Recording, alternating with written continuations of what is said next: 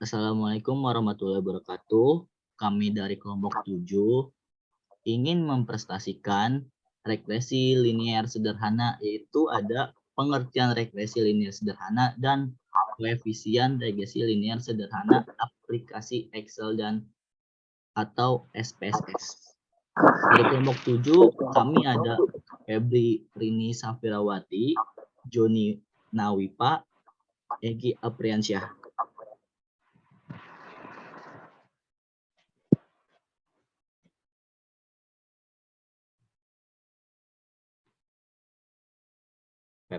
Oke.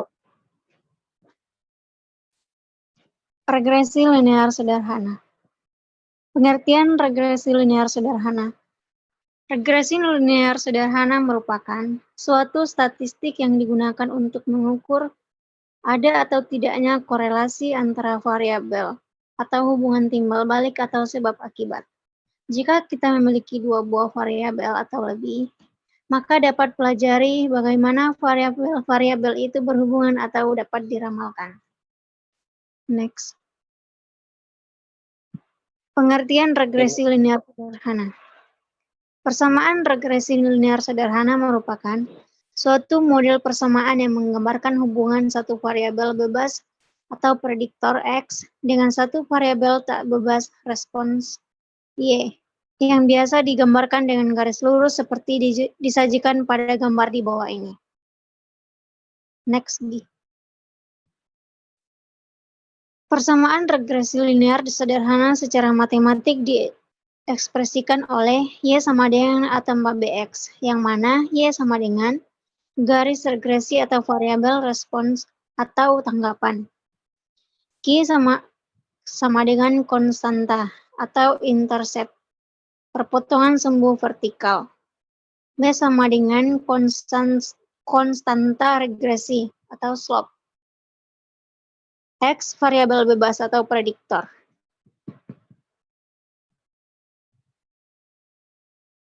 Besarnya konstanta A dan B dapat ditentukan menggunakan persamaan di bawah ini. Next. Analisis dan uji regresi linear sederhana. Adapun langkah-langkah yang perlu dilakukan untuk melakukan analisis dan uji regresi linear sederhana adalah sebagai berikut. 1. Menentukan tujuan dan analisis regresi linear sederhana. 2. Mengidentifikasikan variabel prediktor dan variabel tanggapan. 3. Melakukan pengumpulan data dalam bentuk tabel. 4. Menghitung X kuadrat, X, Y, dan total dari masing-masingnya menghitung. 5. Menghitung A dan B menggunakan rumus yang telah ditentukan. 6. Membentuk model I persamaan garis regresi. 7. Melakukan prediksi terhadap variabel prediktor atau respon. 8.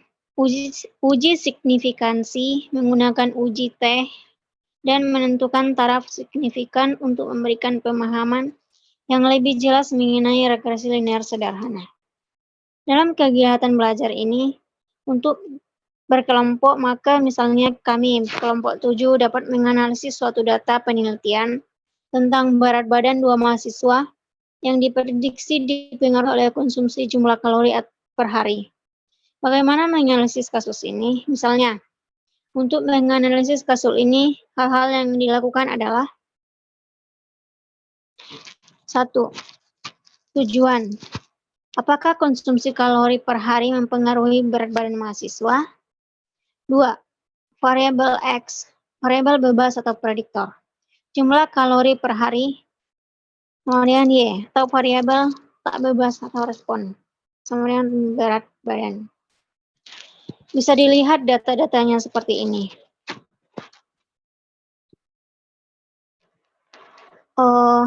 Nama mahasiswa Febrianti. Yang kedua Joni. Jumlah kalori per hari.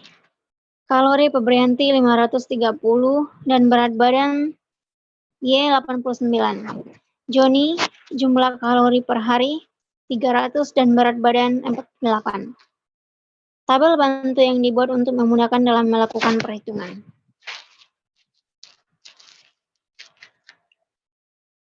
Bisa dilihat tabelnya seperti ini. Koefisien regresi B ditentukan dengan menggunakan rumus yang telah diberikan, yaitu seperti di bawah ini. Konstanta A ditentukan menggunakan rumus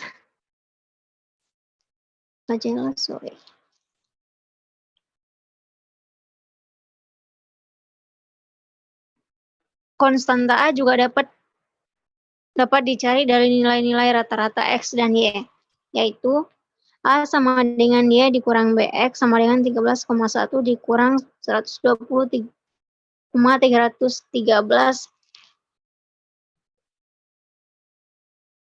sama dengan min 99.859.659. Sehingga model persamaan regresi linear sederhana adalah Y sama dengan 99.859 659 ditambah 120,313 X. Koefisien Selanjutnya akan dilanjutkan oleh Joni Nawipa.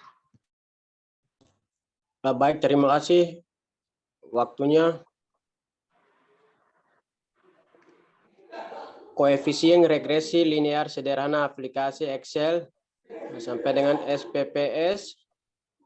Koefisien regresi merupakan salah satu kontribusi besarnya perubahan nilai variabel bebas. Semakin besar nilai koefisien, maka kontribusi perubahannya semakin besar. Demikian pula sebaliknya, semakin kecil nilai koefisien, maka kontribusi perubahannya akan semakin kecil. Next.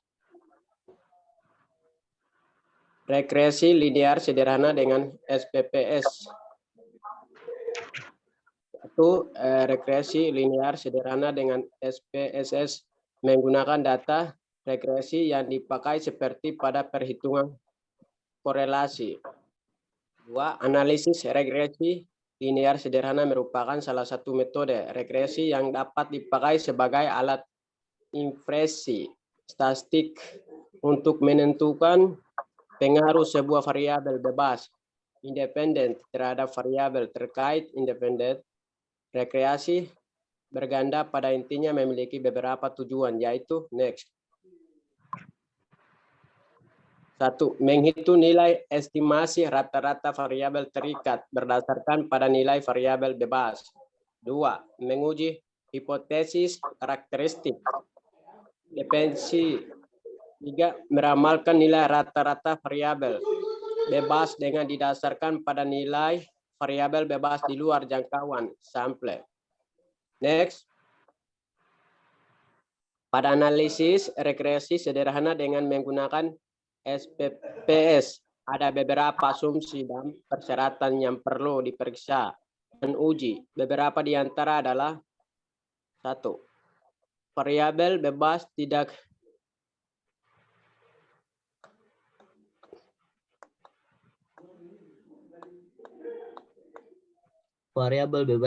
berkorelasi dengan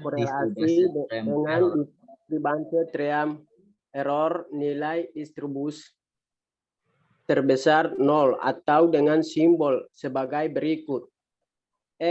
Buka kurung U per X sama dengan 0. 2. Jika variabel bebas lebih dari 1, maka antara variabel bebas explanatori tidak ada hubungan linear yang nyata. 3. Kedua variabel bersifat independen, artinya tahu satu variabel merupakan variabel bebas, variabel prediktor, sedang variabel lainnya, variabel terikat, variabel response. Berikut ini contoh perhitungan regresi linear sederhana menggunakan software atau perangkat SPSS 20. Next. Tutorial regresi linear sederhana dengan SPSS. Proses mulai dengan memiliki menu analisis, Kemudian pilih linear. Sepertinya gambar di bawah ini, ilustrasi regresi linear dengan SPSS. Next. Ilustrasi proses, pilih variabel Y sebagai variabel dependen terikat dan X1 sebagai variabel independen bebas. Lalu klik tombol OK di bawah ini. Ilustrasi proses regresi linear SPSS. Output regresi linear sederhana SPSS. Next. Oke. Selanjutnya dilanjut dengan saya Egy Alfiansyah. Output SPSS akan menampilkan hasil berupa 4 buah tabel, yaitu 1. Tabel variabel penelitian, 2. Ringkasan model summary, 3. Tabel ANOVA, dan 4. Tabel koefisien. Gambar ilustrasi output regresi linear SPSS sebagai berikut. Bisa dilihat contohnya gambar. Daftar pustakanya adalah daftar pustaka dari kelompok kami, yaitu dari 1. M. Nasir 1983, metode statistika dasar 1, Gramedia Pustaka Utama Jakarta. 2. Sudijono Anas 1996, pengantar statistika pendidikan Jakarta Raja Wali. 3. Spiegel Murray R 2004, statistika Jakarta Erlangga. 4. Warburg R.A. 1995, ilmu keuangan dan statistika untuk insinyur dan ilmuwan Bandung ITB. Thanks, terima kasih. Sekian dari kelompok kami presentasinya. Begitu saja. Assalamualaikum warahmatullahi wabarakatuh.